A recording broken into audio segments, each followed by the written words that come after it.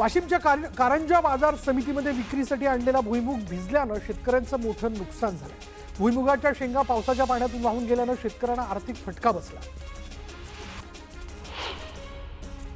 पंढरपूरमध्ये रेल्वेच्या भुयारी मार्गाच्या कामामुळे पंढरपूर शहरात मोठी वाहतूक कोंडी झाली। रेल्वे विभागाने स्थानिक प्रशासनाला कुठल्याही प्रकारे विश्वासात न घेता हे काम सुरू केल्याचा आरोप करण्यात आलाय। दरम्यान आमदार समाधान आवताडे यांनी वाहतूक कोंडी सोडवण्याचे आदेश दिले। शिक्षक देण्याच्या मागणीसाठी सांगली महापालिका शाळेतील चाचणी परीक्षेवर विद्यार्थ्यांनी आणि पालकांनी बहिष्कार टाकलाय। महापालिकेच्या 17 नंबर उर्दू शाळेमध्ये 250 पटसंख्या असताना 4 शिक्षक आहेत आणि याचा विद्यार्थ्यांना फटका बसत असल्याचा आरोप करण्यात आला। शिक्षकांची संख्या वाढवण्याची मागणी करण्यात आली। बुलढाण्याच्या शेगावमध्ये वंदे भारत एक्सप्रेसला थांबा देण्यात आला आणि यामुळे गजानन महाराजांच्या भक्तांना मोठा फायदा होणार आहे। केंद्रीय राज्यमंत्री प्रतापराव जाधव यांच्या प्रयत्नांना यश आलं। मलकापूर शहरातील रस्त्यांची दुरावस्था झाली। रस्त्यावर ठिकठिकाणी खड्डे निर्माण झाले, त्यामुळे वाहनधारकांना याचा अडचणीचा सामना करावा लागतोय। यावेळी प्रहारच्या पदाधिकाऱ्यांनी अधिकाऱ्यांना बेशरमचं झाड देत रस्ता दुरुस्तीची मागणी केली आहे। जळगावमध्ये रक्षाबंधनाच्या निमित्ताने सोन्या चांदीच्या राखी खरेदी करण्यासाठी नागरिकांनी अल्प प्रतिसाद दिला। गेल्या वर्षीच्या तुलनेत यावर्षी सोन्या चांदीच्या दरात वाढ झाल्यानं नागरिकांनी सोन्या चांदीच्या राख्यांकडे पाठ फिरवली।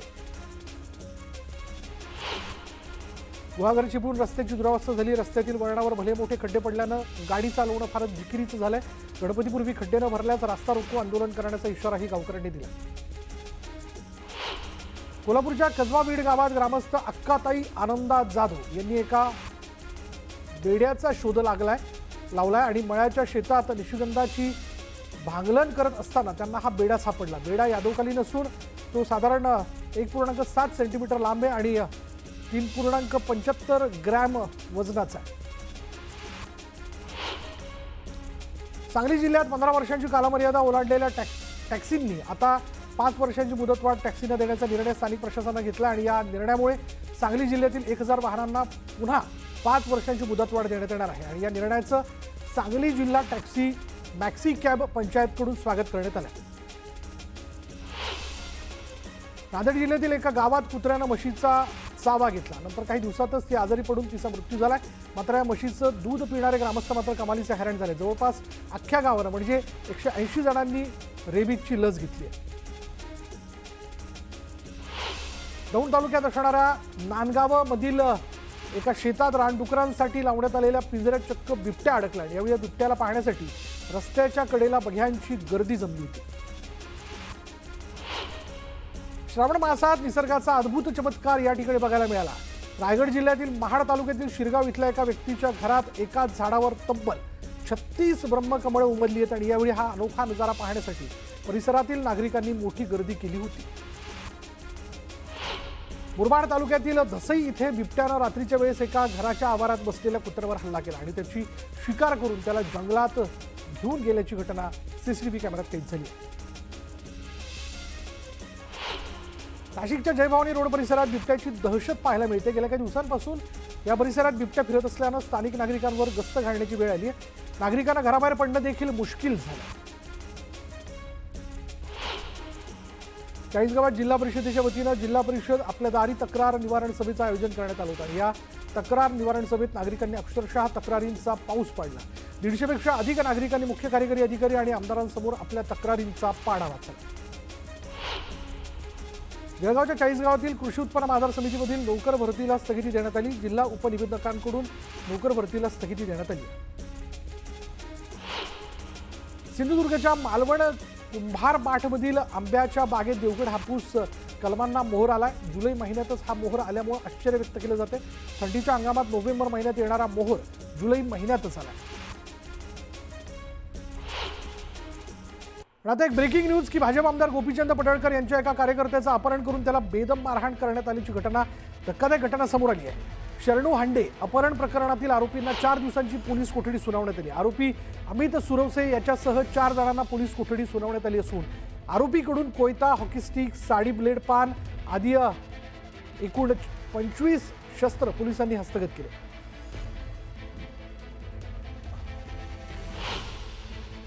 पुण्याचा सूत्रवार कोण वगैरे काय तर तुम्हाला त्या कारणांवर कळू शकतं आणि जे फरार आरोपी तुम्ही म्हणताय तर त्यांचं काय ते कुठे असतील यांना कळू शकणार नाही। संपूर्ण कंप्लेंट ही कशी खोटी आहे याबाबत मी युक्तिवाद केला आणि त्या युक्तिवादांती मेहरबान कोर्टानं आज 4 दिवसाची पोलीस कस्टडी दिलेली आहे, 3 दिवसाची कमी केलेली आहे.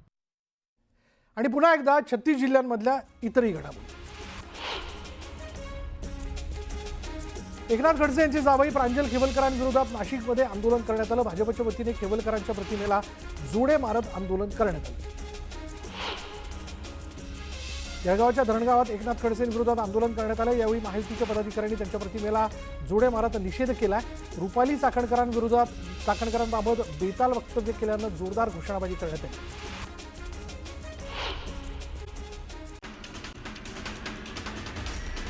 ठाकरेंच्या शिवसेनेचा दसरा मेळाव्यासाठी मुंबई महानगरपालिकेला पत्र गेलेलं आहे. तर शिवाजी पार्कची परवानगी मिळावी म्हणून जानेवारीमध्येच पत्र दिल्याची माहिती सूत्रांनी दिली आहे.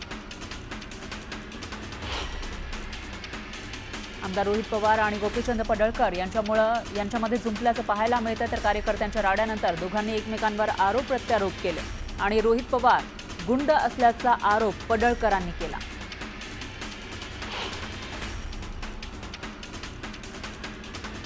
काँग्रेसनं उद्धव ठाकरेंना त्यांची जागा दाखवली असं वक्तव्य एकनाथ शिंदेंनी केलं. राहुल गांधींच्या बैठकीमध्ये उद्धव ठाकरे शेवटच्या रांगेत बसल्यानं एकनाथ शिंदेंनी हा टोला लगावला. इंडिया आघाडीच्या बैठकीमध्ये शेवटच्या रांगेत बसवण्यावरून टीका केलेल्यांना खासदार संजय राऊत यांनी उत्तर दिलं. रांगेवरून टीका करणारे लोक भंपक आहेत, प्रेझेंटेशन नीट दिसावं म्हणून ते मागे बसले होते असं संजय राऊतांनी सांगितलं. उद्धव ठाकरेंना बैठकीमध्ये शेवटच्या रांगेत स्थान दिल्यानंतर सत्ताधाऱ्यांनी टीकेचे बाण सोडले.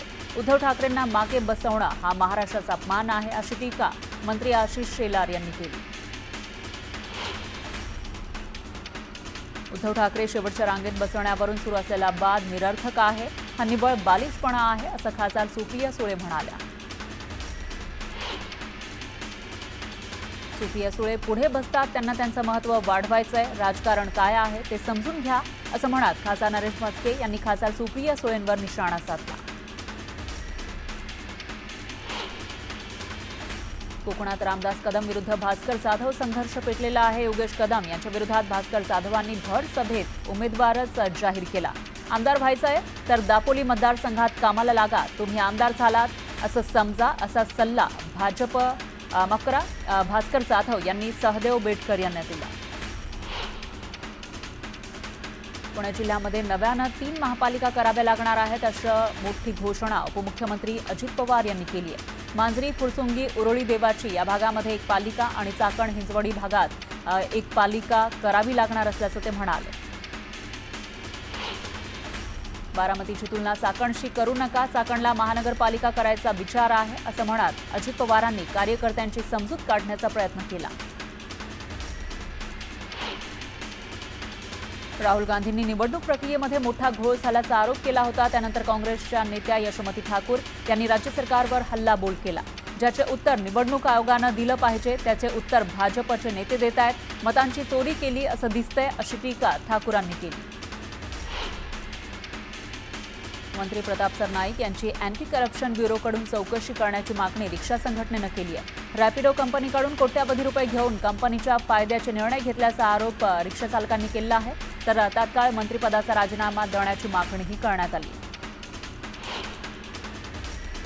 पुण्यामध्ये शेतकरी हक्क परिषदेचं आयोजन करण्यात आलं. शेतकऱ्यांच्या विविध प्रश्नांवर चर्चा करण्यासाठी पुण्यात राजू शेट्टी आणि बच्चू कडू यांच्या उपस्थितीमध्ये हक्क परिषदेचं आयोजन करण्यात आलं. चाकण औद्योगिक क्षेत्रातील वाहतूक कोंडीचा अजित पवारांनी आढावा घेतला.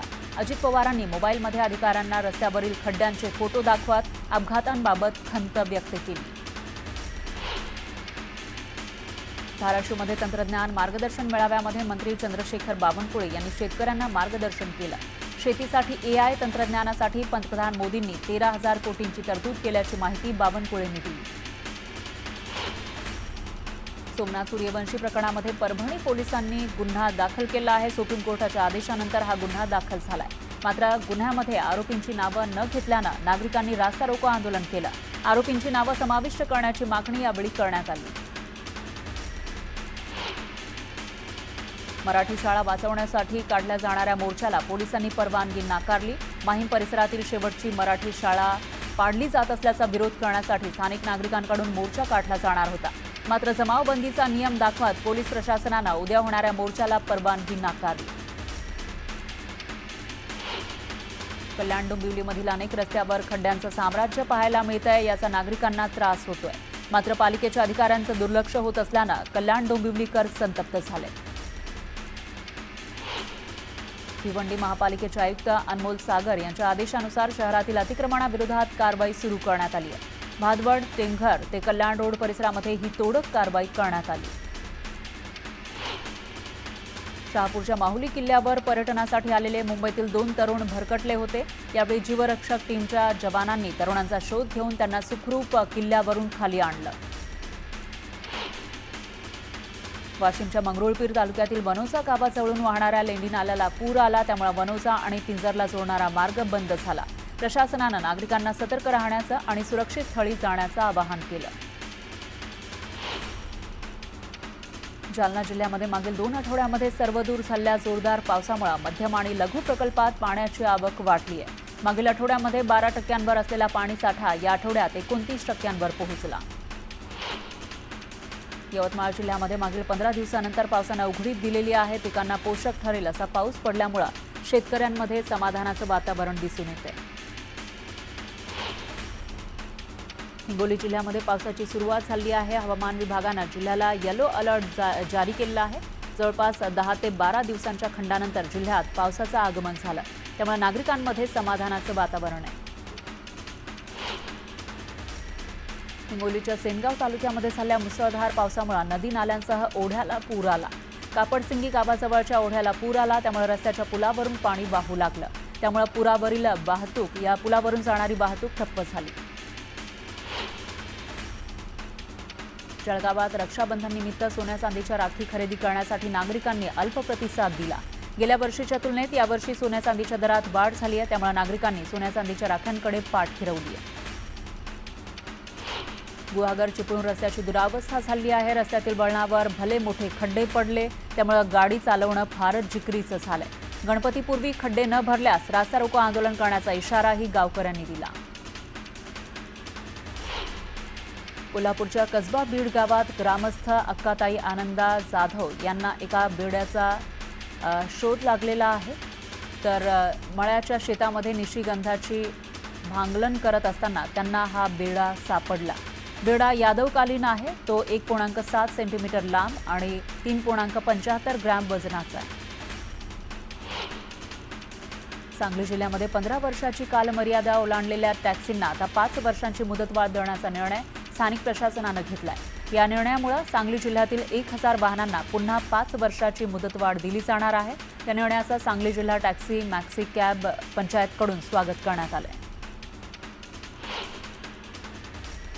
नांदेड जिल्ह्यातील एका गावामध्ये कुत्र्यानं म्हशीचा चाबा घेतला. नंतर काही दिवसातच ती आजारी पडून तिचा मृत्यू झाला. मात्र या म्हशीचं दूध पिणारे ग्रामस्थ कमालीचे हैराण झाले. जवळपास अख्ख्या गावानं म्हणजे 180 जणांनी रेबीजची लस घेतली आहे.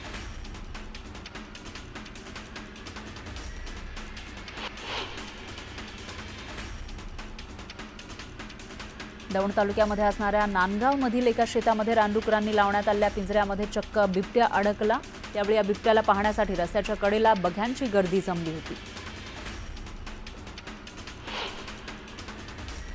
श्रावण मासात निसर्गाचा अद्भुत चमत्कार पाहायला मिळाला आहे. रायगड जिल्ह्यातील महाड तालुक्यातील शिरगाव इथल्या एका व्यक्तीच्या घरामध्ये एकाच झाडावर तब्बल 36 ब्रह्मकमळ उमलले. यावेळी हा अनोखा नजारा पाहण्यासाठी परिसरातील नागरिकांनी मोठी गर्दी केली.